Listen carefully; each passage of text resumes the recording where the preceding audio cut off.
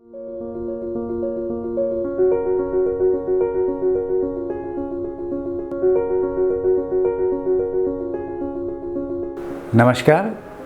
मैं डॉक्टर मनोज पंत, अपर मुख्य कार्यकारी अधिकारी, centre for public policy good governance, नियोजन विभाग से हूँ।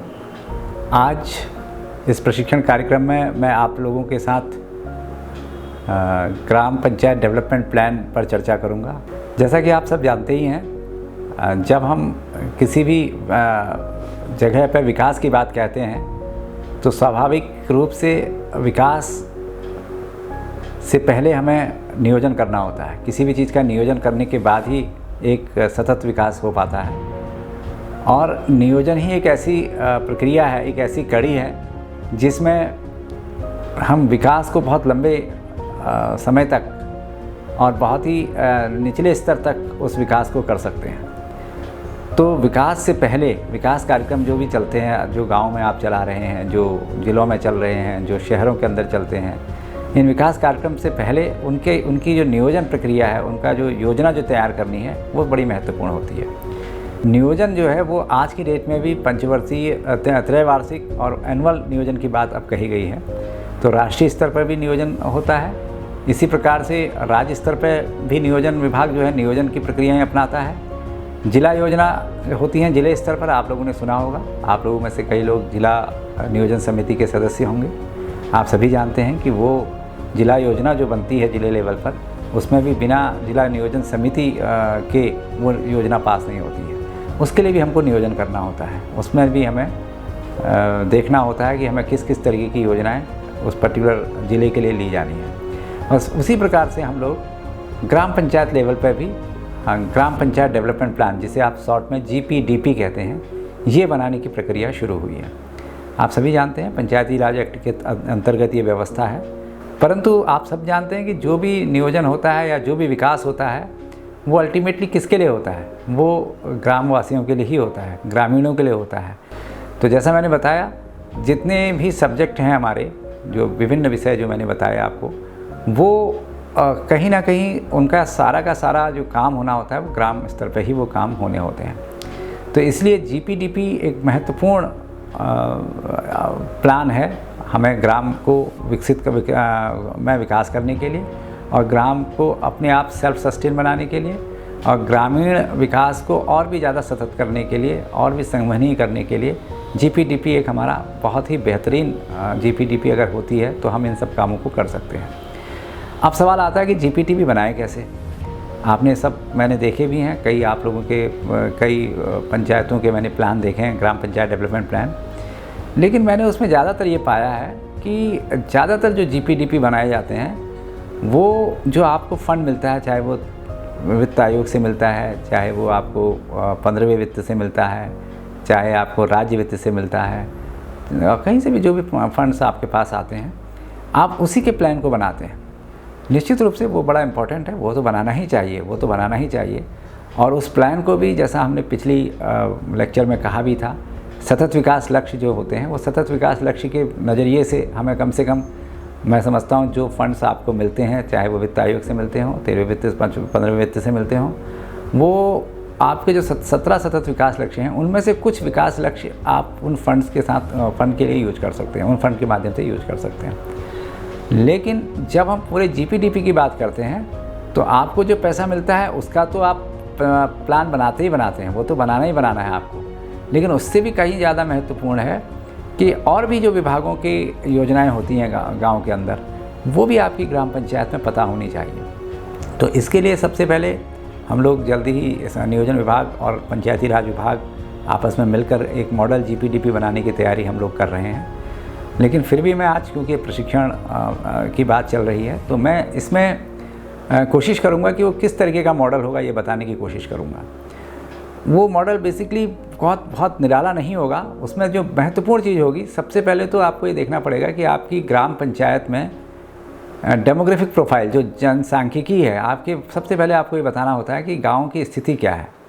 तो उस पूरे जो ग्राम पंचायत डेवलपमेंट प्लान का जो प्रारूप होगा, उसमें सबसे पहले आपको ये बताना बहुत आवश्यक है कि उस प्रारूप में आपके गांव में कितनी जनसंख्या है, कितने लोग स्त्री हैं, कितने पुरुष हैं, कितने बच्चे हैं, कितने SC ST हैं, कितने जनरल कैटेगरी के हैं, और ये सबसे पहले आपको बताना ज़रूरी होता है, जिसे जनसांख्यिकी कहते हैं। पूरी की पूरी जो लोग कितने हैं इसको बताना सबसे महत्वपूर्ण उसके अंदर होता है। फिर दूसरी बात आती है इसमें कि आपके यहाँ, क्योंकि गांव के अंदर आप सब जानते हैं, सब ज़्यादातर लोग कृषि पे आधारित, कृषि से संबंधित रोजगार कर रहे होते हैं, कृषि पे आधारित अर्थव्यवस्था गाँव की होती है। तो फिर आपको कृषि की स्थिति बतानी होती है कि उस गाँव के अंदर कृषि का क्या स्टेटस है। और उसमें एक बड़ा महत्वपूर्ण चीज़ और भी है कि इसमें ऐसे कितने काश्तकार हैं जो प्रगतिशील कृषक जिसे कहते हैं, जो प्रगतिशील किसान के रूप में काम कर रहे हैं, उसकी भी जानकारी इसमें ज़रूरी होती। अब आ गया साहब, अब आपको चाहिए क्या। अब सेकंड चीज़ आती है ग्राम पंचायत डेवलपमेंट प्लान की हम बात करें। पूरे ग्राम पंचायत का एक विकास का प्लान बनाने जा रहे हैं हम। तो अब बात आएगी कि अब आपको चाहिए क्या। अब चाहिए तो बहुत कुछ, गाँव के अंदर सड़क भी चाहिए, गाँव के अंदर पानी की व्यवस्था नहीं है तो पानी भी चाहिए, और अगर ये व्यवस्था है, सारी व्यवस्थाएँ हैं, तो आपको हो सकता है वहाँ पे एक बस स्टॉप भी की ज़रूरत भी पड़ेगी। आप कहोगे साहब मेरे गांव के पास गाड़ी तो आती है लेकिन बस स्टॉप नहीं है, तो बस स्टॉप की व्यवस्था भी चाहिए। हो सकता है आप बैंक की भी बात करें, हो सकता है आप हॉस्पिटल की भी बात करें। चाहिए तो बहुत कुछ, हर चीज़ चाहिए, जो शहरों में चाहिए वो गाँव के अंदर भी चाहिए। तो वो जो भी आपको ज़रूरत होती, जो आपको चीज़ें हैं, वो आप नोट करेंगे कि साहब ये चीज़ों की हमारी रिक्वायरमेंट है। लेकिन सारी चीज़ें तो मिल नहीं सकती हैं भाई, हम एक डेवलपमेंट प्लान बना रहे हैं, लेकिन देर सवेर वो चीज़ें आएंगी। हो सकता है इस साल ना आए, अगले साल ना आए, 2 साल में ना आ पाए, कुछ चीज़ें 3 साल में आ सकती हैं। कुछ बड़ी चीज़ें हैं, बैंक आपको खोलना हो सकता है, जब ज़्यादा पॉपुलेशन हो जाए तो 10 साल 15 साल में खुले, कुछ भी चीज़ हो सकती है। तो ये इसलिए अब आपको ये देखना होगा कि अब मेरी रिक्वायरमेंट क्या है, किस तरीके की आवश्यकता इस गाँव को है। तो वो आवश्यकताएँ आप अपनी एक दूसरे जो 4-5 पढ़ने के बाद जब अब आपको चाहिए क्या, वो सब आप लोग लिख लेंगे कि साहब हमें, मेरे यहाँ अगर पानी नहीं की व्यवस्था नहीं है तो पेयजल की व्यवस्था ज़रूरी है। मेरे यहाँ आंगनवाड़ी सेंटर नहीं है तो आंगनवाड़ी सेंटर चाहिए। तीसरा, मेरे यहाँ सड़क नहीं है, सड़क चाहिए। चौथा, मेरे यहाँ सब सेंटर नहीं है, सब सेंटर चाहिए। आपने ये सारी लिस्टिंग कर ली।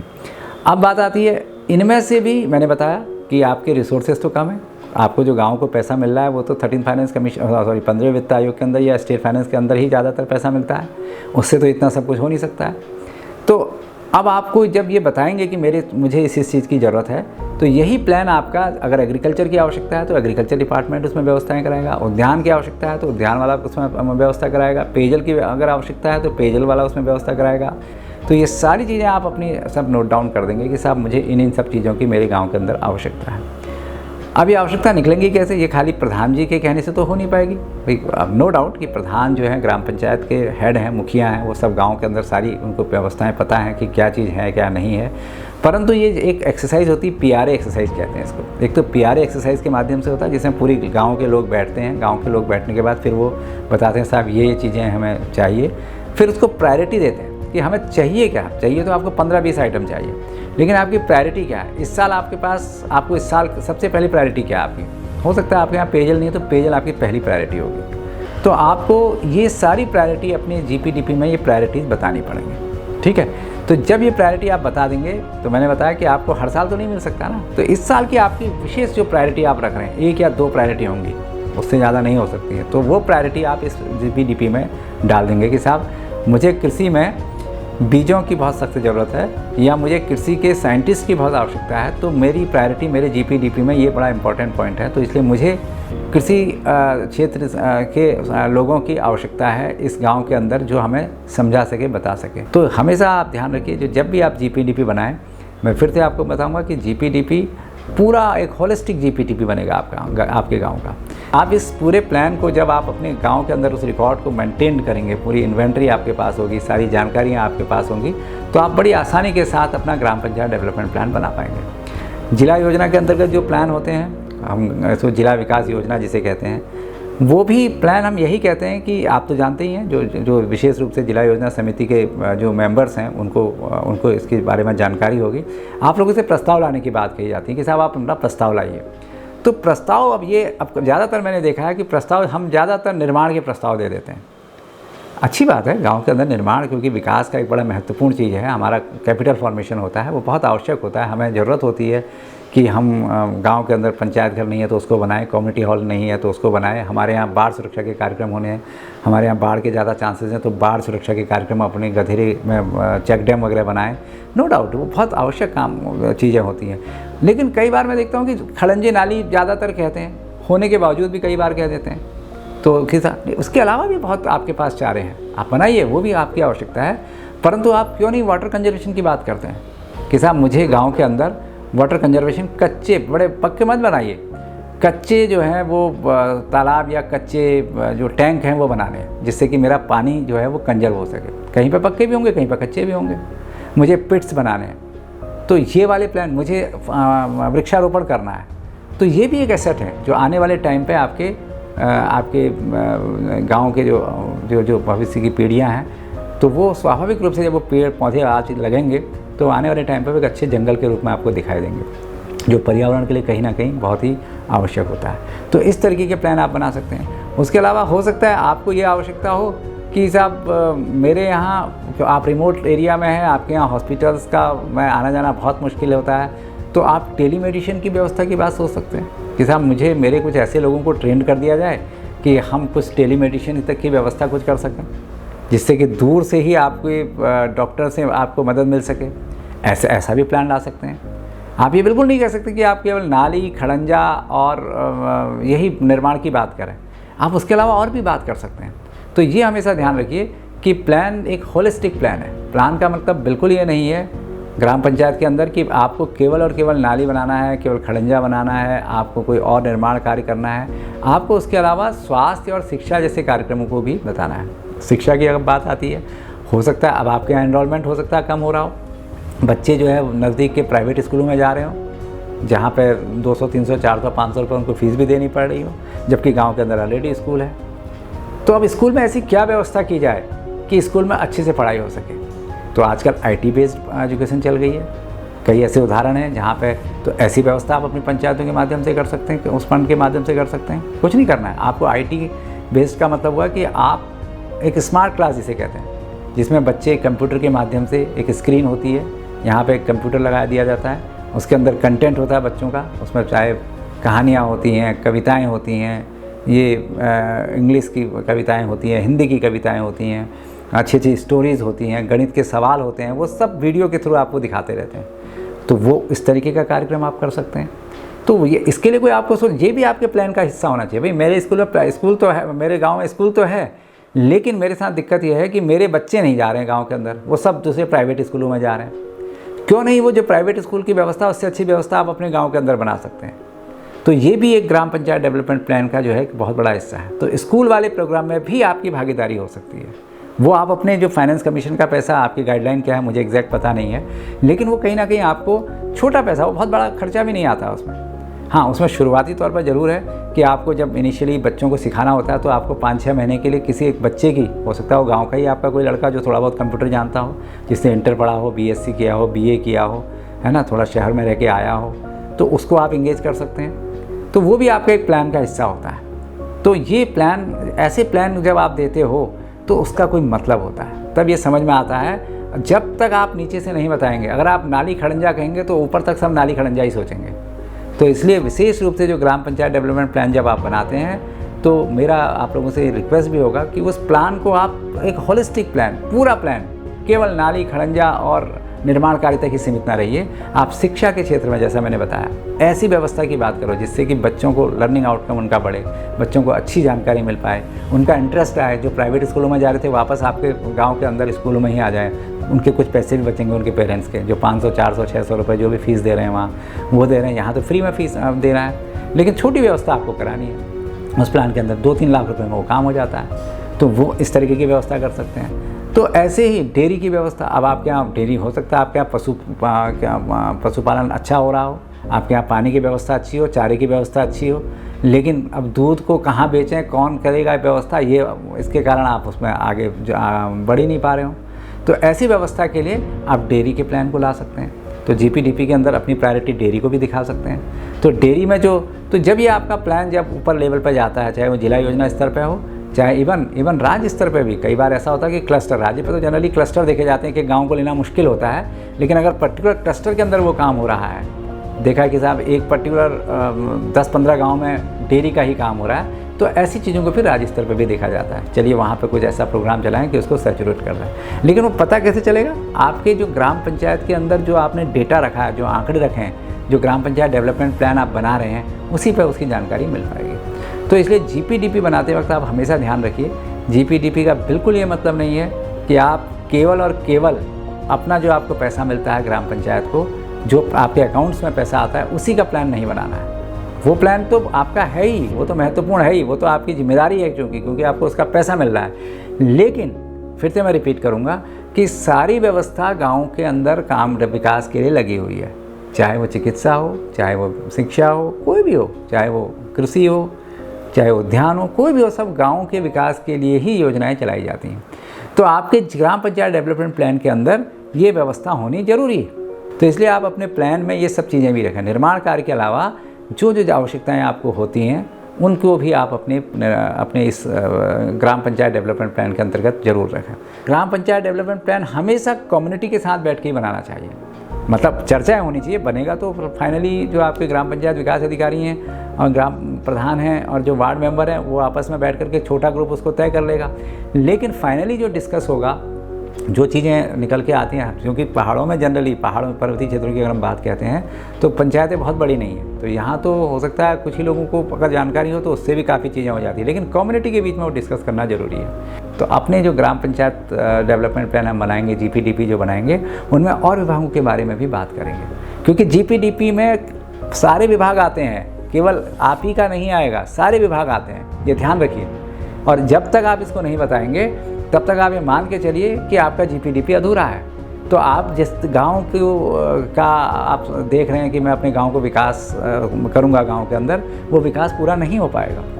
आप हो सकता है नाली बना लेंगे, खड़ंजे बना लेंगे, लेकिन क्या होगा कृषि का, क्या होगा पेयजल का, क्या होगा चिकित्सा व्यवस्था का, क्या होगा शिक्षा व्यवस्था का, वो भी आपको प्लान में देखना है। तो इसलिए मैं आप लोगों से मेरा अनुरोध होगा कि आप जब भी जीपीडीपी बना रहे हैं उसमें इन सब चीज़ों का ज़रूर ध्यान रखें। फिर से मैं रिपीट कर रहा हूँ, उसका ज़रूर ध्यान रखें। आप और विभागों के प्लान को भी अपने जीपीडीपी के अंदर लेके आएंगे। तो इन्हीं शब्दों के साथ मैं समझता हूँ कि काफ़ी कुछ आपके समझ में थोड़ा बहुत आया होगा। और फिर बीच बीच में जब आप इस बात को सुनेंगे, 2 बार सुनेंगे, 3 बार सुनेंगे, और फिर कहीं अगर आपको कोई कन्फ्यूजन है, कोई किसी चीज़ की जानकारी की आवश्यकता है, तो पंचायती राज विभाग बैठा हुआ है, centre for public policy and good governance, जहाँ पे मैं काम करता हूँ, हम लोग यहाँ बैठे हैं। हम लोग इसी काम के लिए हैं कि हम इन प्लान्स को कैसे अच्छा बना सकते हैं, कैसे हम अधिक से अधिक बेहतरीन नियोजन करके गांव का विकास कर सकते हैं। तो हमारे नंबर और ये सारी चीज़ें हम पंचायती राज विभाग को हमने दी है, तो उससे आप आसानी से हमसे जुड़ सकते हैं। बहुत बहुत धन्यवाद।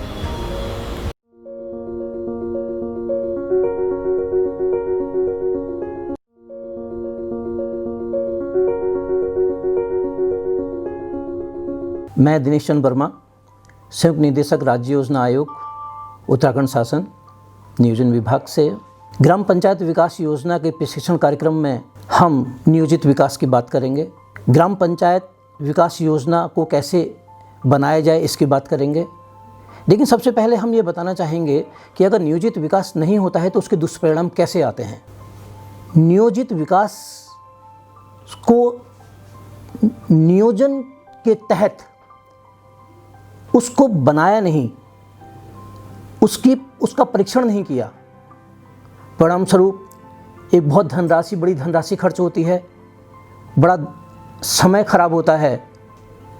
इसलिए बहुत आवश्यक है कि हम जब जीपीडीपी के माध्यम से ग्राम स्तर की योजना तैयार करते हैं तो एक बड़ी कार्य योजना तैयार होनी चाहिए और उसके बाद उसको हम छोटे छोटे रूपों में लेके आगे कार्य करें। अगर हम बात करें जीपीडीपी की, मैं जहाँ तक समझूंगा जीपीडीपी को 1 साल की कार्य योजना नहीं मानी जाए और ना ही बनाई जाए। ये कार्य योजना उस क्षेत्र के लिए, उस ग्राम पंचायत के लिए, उस ग्राम पंचायत का सार्वजनिक विकास के लिए, उस ग्राम पंचायत को संपूर्ण रूप से देखे जाने के लिए उसके संसाधन, उसकी आवश्यकताएं और उसमें जो इनपुट्स हैं उनका उपयोग,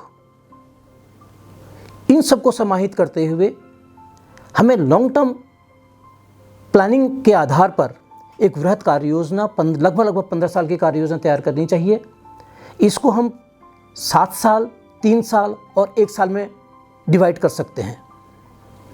जो 3 साल और 1 साल की योजना होगी उसको हम शॉर्ट टर्म कार्य योजना कह सकते हैं। लेकिन सबसे पहले हमें लॉन्ग टर्म प्लानिंग के आधार पर लॉन्ग टर्म मिनिमम 15 ईयर का कार्य योजना तैयार करनी चाहिए। उसी के बाद हम उसको 15 साल के बाद 7 साल, 3 साल फिर और 1 साल के रूप में हम शॉर्ट टर्म प्लानिंग कर सकते हैं। जब हम गाइडलाइंस की बात करते हैं तो उसमें जो भी बिंदु दिए जाते हैं वो हमें इस आधार पर दिए जाते हैं कि आपने इस आधार पर काम करना है, किंतु काम करने के लिए हमें ही उसके सूक्ष्म रूप को, उस क्षेत्र की आवश्यकताओं को या उस कार्य के परिणाम आने के लिए जिस रूप में, जिस प्रारूप में हम तैयार करेंगे वो हमें स्वयं सृजित करनी है। इसके लिए आवश्यक है कि हम उन गाइडलाइंस के बेस पर उनके छोटे से छोटे पॉइंट को आगे देखेंगे। इसमें सबसे पहले क्षेत्रीय संसाधन आते हैं, क्षेत्रीय संसाधनों का उपयोग आता है। सबसे पहले हम देखेंगे कि मेरे क्षेत्र में, उस ग्राम पंचायत में हमारे पास क्या क्या संसाधन मौजूद हैं। जो संसाधन हैं उन्हीं संसाधनों का उपयोग हमने लॉन्ग टर्म और शॉर्ट टर्म के हिसाब से निर्धारित करना है, जिसमें कई एसेट्स भी होंगे हमारे पास, कई धरोहरें हैं हमारे पास ऐसी जिनको कि हम उनका उपयोग किसी न किसी रूप में, चाहे अपने उपयोग के लिए और चाहे हम उसको टूरिज्म के लिए या और किसी दृष्टिकोण से कर सकते हैं। पहले हम इनकी मैपिंग करेंगे, जितने भी संसाधन हैं उनकी मैपिंग करेंगे। उसके बाद संसाधन का आशय प्राकृतिक संसाधनों से बात कर रहे हैं हम, और कुछ ऐसे हैं जो एसेट्स ऑलरेडी बनी हुई हैं और वो हमारी धरोहर हैं, उनकी हम बात कर रहे हैं। और इन संसाधनों का समुचित और न्यायपूर्ण उपयोग हो। जो अभी हमें हो सकता है कि सिंचाई के संसाधन पूरी तरह नहीं हो, पहले थे अब खत्म हो गए हों, तो वो उसके साथ जितने भी लिंक हैं वो सब लिंक जोड़े जाएंगे, चाहे हमें खाद के रूप में हो और चाहे हमें बीज के रूप में हो और चाहे हमें उसके बाद जो फसलें उगेंगी उसके बाद उनके स्टोरेज के रूप में हो, उसके बाद उसके मार्केटिंग के रूप में हो। जब हम क्लस्टर रूप में बात करेंगे तो हमें क्लस्टर के ए से लेकर जेड तक सारी चीज़ें उसमें देखकर और उसकी कार्य योजना तैयार करनी होगी। तो पहले हमें यही करना है कि हमें अपनी आवश्यकताओं को देखते हुए, अपने संसाधनों को देखते हुए एक रोड मैप तैयार करना है। आवश्यकताएं हर क्षेत्र की अलग अलग होती हैं। कहीं आज के दिन की वर्तमान स्थिति में देखेंगे तो कहीं के दिन आज के दिन पानी की आवश्यकता है, हो सकता है वहाँ सड़क हो, पानी की आवश्यकता हो, लेकिन कहीं ऐसा है कि वहाँ सड़क की आवश्यकता हो, पानी की आवश्यकता नहीं है। ऐसे ही बिजली की आवश्यकता है और हमारी जो लोकल नीड्स हैं उनकी आवश्यकताएं हैं। अब हम बात करते हैं मानव संसाधनों के डेटा बैंक की।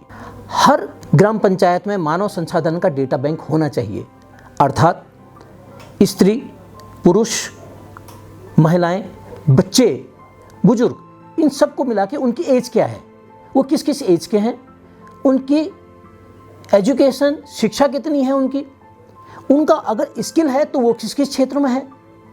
जब मैं इस चीज़ को बना लूँगा तो मुझे ये पता चलेगा कि मुझे अब इसमें करना क्या है। जो युवा लोग हैं वो अगर उनकी एजुकेशन हम देख लेते हैं तो कभी भी कोई स्कीम आती है तो हम बता सकते हैं कि साहब ये स्कीम इनके लिए है और ये चीज़ ऐसे काम कर सकते हैं। वित्त पोषण की बात करते हैं तो जो वित्त पोषण है वो कई माध्यमों से होता है, सबको मालूम है, आप लोगों को अच्छी जानकारी है पूरी की पूरी। हम उसमें और चीज़ जुड़ना चाहते हैं। मैं यहाँ तक ये भी रखना चाहूँगा, जब मेरा अगर कंक्रीट प्लान बन गया तो जब विधायक निधि और सांसद निधि आती है, क्योंकि उसका उपयोग भी वही होना है, उसी क्षेत्र में होना है, उन्हीं लोगों के लिए होना है। जब मेरे कंक्रीट प्लान बन जाते हैं, मेरी प्रायोरिटी फिक्स हो जाती है, जनता की डिमांड होती है कि साहब हमें प्रायोरिटी यही चाहिए और ऐसे ही काम होना चाहिए, तो मजबूर होंगे जो विधायक निधि का पैसा होगा, जो सांसद निधि का पैसा होगा, वो आपका उसी रूप में जाएगा जिस रूप में आपने अपेक्षा करी है। तो हम चाहते हैं कि ये बिल्कुल कंक्रीट प्लान बने जिससे बाध्यता बने। अब बात आती है जीपीटीपी के, जो कार्य योजना बनी उसका मिसयूज़ ना हो, उसकी धनराशि का मिसयूज़ ना हो, और जो कार्य योजना बनी उसी के अनुरूप कार्य हो और उसी तरीके से काम हो। इसके लिए ज़रूरी होता है अनुसरण। अनुसरण अपने आप में बहुत महत्वपूर्ण है और अनुसरण भी एक स्त्री नहीं, 2 स्त्री कम से कम होना चाहिए। एक स्त्री अनुसरण में, अगर हम ग्राम पंचायत की बात करें ग्राम पंचायत, डिस्ट्रिक्ट लेवल पर बात करें या ब्लॉक लेवल की बात करें, तो जो अनुसरण है, अनुसरण कभी भी उस विभाग के द्वारा नहीं होना चाहिए। मॉनिटरिंग हमेशा दूसरे विभाग से, जिसको कहते हैं इंडिपेंडेंट मॉनिटरिंग, वो होनी चाहिए। वो कैसे हो सकती है? जब हम उस डिपार्टमेंट को छोड़ के दूसरे विभाग के किसी एक नहीं, 2-3 विभागों का एक दल बनाएं, एक कमेटी बनाएं, और वो कमेटी जिसमें कि उस विभाग का मेंबर नहीं होगा और दूसरे 2-3 विभाग के मेंबर होंगे, वो इन चीज़ों को जो एग्जीक्यूशन हो रहा है उसको परीक्षण करेंगे। और परीक्षण बाद में ही नहीं करेंगे जब काम पूरा हो गया, नहीं, वो कंटिन्यू परीक्षण करेंगे जब से काम हो रहा है। आधुनिक चीज़ में, आधुनिक समय में हम काफ़ी चीज़ों को इनकॉर्पोरेट कर रहे हैं, उन चीज़ों को भी हमें इसमें लेने की ज़रूरत है। जैसे GIS के सिस्टम को अपनाने की ज़रूरत है, GIS मैपिंग हो, उसके माध्यम से हम देखें कि हमारे यहाँ क्या क्या काम हो रहे हैं, कैसे हो रहे हैं। ऐसे ही हम बात करते हैं जियो टैगिंग की, CPWD ने ये बनाए हैं, PWD ने भी कहीं कहीं पर किया है जियो मैपिंग के लिए। जियो मैपिंग हम करेंगे, हमें पता चलेगा कैसे काम हो रहे हैं, क्वालिटी कैसे आ रही है, कितने लोग काम कर रहे हैं, टाइम से पूरा हो रहा नहीं हो रहा। तो मॉनिटरिंग सिस्टम के नए उपकरणों को ईजाद करके उसको इंप्लीमेंट करने की आवश्यकता है।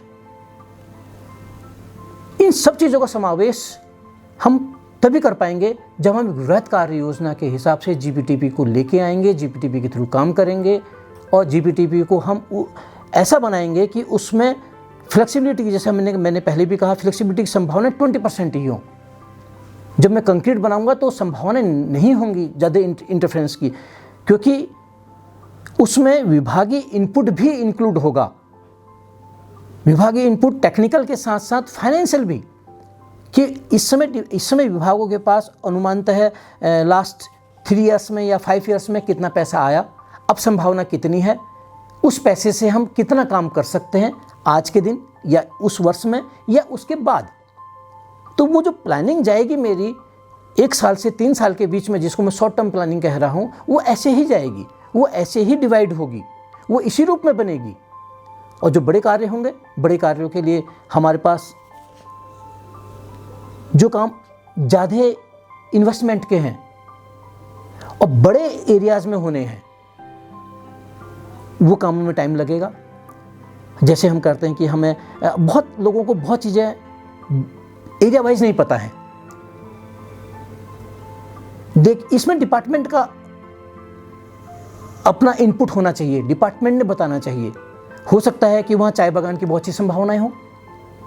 वो एरिया, मैंने इसलिए बात करी पहले कि क्लाइमेट और सॉइल, क्लाइमेट सॉइल के अकॉर्डिंग अगर वहाँ पर चाय बागान की आवश्यकता हो तो डिपार्टमेंट बताए कि यहाँ इसको फेवर करता है, हम अगर ये करेंगे तो इससे इतना फ़ायदा होगा, इतना रोज़गार मिलेगा और लॉन्ग टर्म में ये होगा। ये वो एरिया होगा जिस एरिया में अभी खेती नहीं हो रही है, बंजर है, जहाँ पानी की आवश्यकता नहीं है।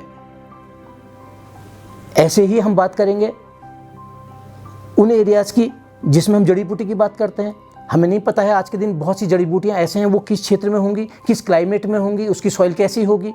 तो ये डिपार्टमेंट इनपुट देंगे कि हमारे यहाँ आपके क्षेत्र में इस सॉइल में, इस क्लाइमेट में ये चीज़ें हो सकती हैं। इसीलिए हम बात करते हैं लॉन्ग टर्म की। जब ये लॉन्ग टर्म बनेगा, लॉन्ग टर्म के हिसाब से भी हम उसको लेके आएंगे, और उसको डिपार्टमेंट आज नहीं है उसके पास, लेकिन कल के दिन वो डिपार्टमेंट अपनी कार्य योजना भेजेगा, बनाएगा, उसके बाद वो उस चीज़ के लिए पैसा आएगा और हम उसको बृहत्तम में कार्य कर सकेंगे। तो साथियों, मैं इतनी बात करते हुए विराम देता हूँ, और मुझे उम्मीद है कि इससे भी एक बृहत कार्य योजना और अधिक और न्यायपूर्ण और औचित्यपूर्ण कार्य योजना बनाने में सहायता मिलेगी। धन्यवाद।